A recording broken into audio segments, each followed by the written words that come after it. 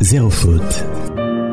Souvenir dans Zéro faute. Bonjour, Mbaye Thioub, médecin spécialisé en neurochirurgie, également enseignant à la faculté de médecine de l'université de Dakar. Le livre coup de cœur. Celui qui me vient à l'esprit, c'est l'œuvre de Cheikh Hamidou Kane, L'aventure ambiguë. Personnellement, il m'a beaucoup marqué, déjà par le style littéraire, mais surtout le sens profond de ce livre qui est à mon avis important, puisqu'il pose la problématique du déchirement entre, disons, notre enracinement à nos cultures et une possibilité de nous ouvrir à une autre culture. Je pense que lorsqu'on trouvera le juste milieu entre l'enracinement et l'ouverture, nous trouverons peut-être des pistes de réflexion solides pour la voie que nous voulons donner à la trajectoire de notre continent. Ce premier contact avec ce livre, L'aventure ambiguë. Je crois que je l'ai lu quand j'étais au collège. Je crois que c'était une œuvre du collège. Je l'ai lu.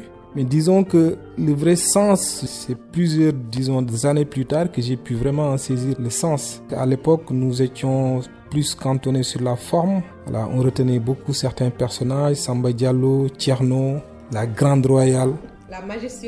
La majestueuse Grande Royale dont la description était tellement forte qu'on avait l'impression qu'elle était devant nous. Et on avait moi dans ma tête, elle mesurait 2 mètres la Grande Royale.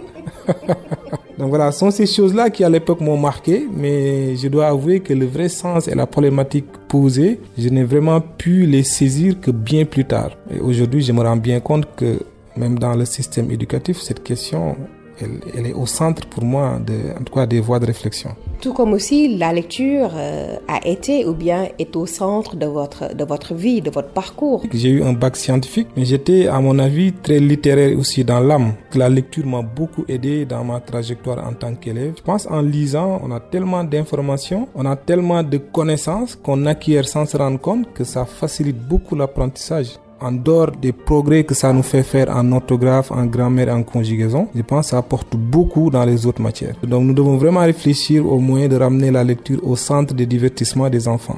C'est important. Merci beaucoup. Merci, c'était Zéro faute, le temps des vacances, à vos anciens cahiers. Zéro faute, le livre coup de cœur.